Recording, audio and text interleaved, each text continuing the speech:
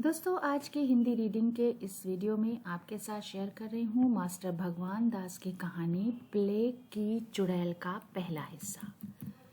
गत वर्ष जब प्रयाग में प्लेग घुसा और प्रतिदिन सैकड़ों गरीब और अनेक महाजन, जमींदार, वकील, मुख्तार के घरों के प्राणी मरने लगे तो लोग घर छोड़कर भागने लगे। तो गत का मतलब होता है पिछले, वर्ष का मतलब साल, प्रतिदिन, रोजाना, प्राणी का मतलब लोग, महाजन कहते हैं अमीर लोगों को। यहाँ तक कि कई डॉक्टर भी दूसरे शहरों को चले गए। एक मोहल्ले में ठाकुर विभव सिंह नामी एक बड़े जमींदार रहते थे। उन्होंने भी अपने इलाके पर, जो प्रयाग से 5 मील की दूरी पर था, चले जाने की इच्छा यानी ख्वाहिश की। सिवा उनकी स्त्री का मतलब औरत यानी बीवी, और एक 5 वर्ष यानी 5 साल के बालक लड़के के कोई और संबंधी रिश्तेदार उनके घर में नहीं था। रविवार को प्रातःकाल ही, रविवार कहते हैं इतवार को, प्रातःकाल सुबह तड़के, सुबह सवेरे ही सब लोग इलाके पर चलने की तैयारी करने लगे। जल्दी में उनकी स्त्री ने ठंडे पानी से नहा लिया। बस नहाना था कि ज्वर यानी बुखार चढ़ाया। हकीम साहब बुलाए गए और दवा दी गई, पर उससे कुछ लाभ यानी फायदा ना हुआ। सायंकाल, साय का मतलब शाम, काल का मतलब वक्त, तो शाम के वक्त को गले में एक गिल्टी भी निकल आई। तब तो ठाकुर साहब और उनके नौकरों को अत्यंत व्याकुलता हुई। अत्यंत का मतलब बेहद, व्याकुलता का मतलब बेचैनी। डॉक्टर साहब बुलाए गए। उन्होंने देखते ही कहा कि प्लेग की बीमारी है, आप लोगों को चाहिए कि ये घर छोड़ दें।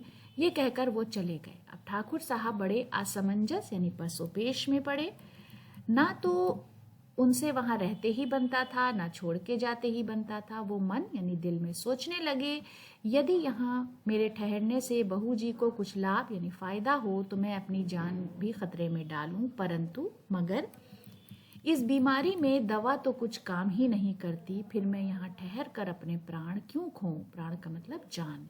ये सोचकर जब वो चलने के लिए खड़े होते थे, तब वो बालक, जिसका नाम नवल सिंह था, अपनी माता यानी माँ के मुंह की ओर देखकर रोने लगता था और वहां से जाने से इनकार करता था।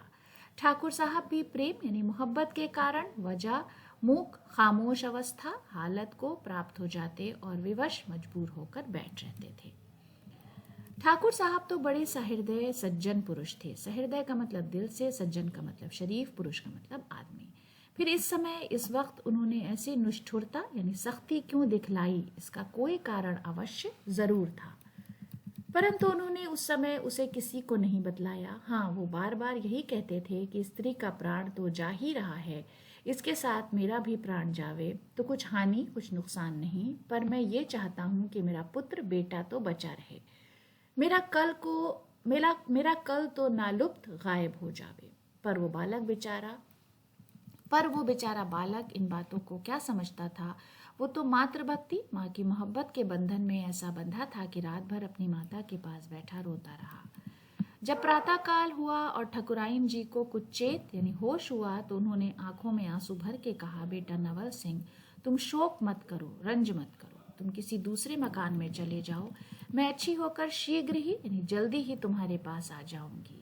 पर वो लड़का ना तो समझने ही से मानता था, ना स्वयं खुद ऐसे स्थान, जगह पर ठहरने के परिणाम, नतीजे को जानता था।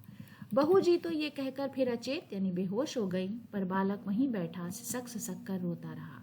थोड़ी देर बाद फिर डॉक्टर, वैद्य, हकीम आए, पर किसी की दवा ने काम ना किया। होते होते इसी तरह दोपहर हो गई। तीसरे पहर को बहू जी का शरीर बिल्कुल शिथिल यानी ढीला हो गया और डॉक्टर ने मुंह की चेष्टा यानी हालत दूर ही से देखकर कहा, बस अब इनका देहांत, इंतकाल हो गया, उठाने की फिक्र करो। ये सुनकर सब नौकरानियां और नौकर रोने लगे। पड़ोस के लोग एकत्रित यानी इकट्ठा हो गए।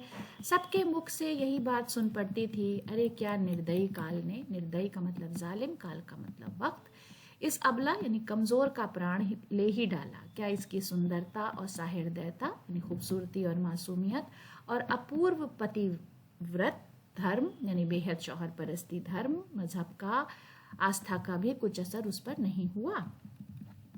क्या इस क्रूर काल को किसी के भी सद्गुणों पर विचार नहीं होता? सद्गुण का मतलब अच्छाइयां, विचार का मतलब ख्याल करना, सोचना। तो दोस्तों आज का वीडियो यहीं पर ख़त्म करते हैं। अगले वीडियो में इस कहानी का दूसरा हिस्सा आपके साथ शेयर करूंगी। वीडियो देखने के लिए बहुत बहुत शुक्रिया।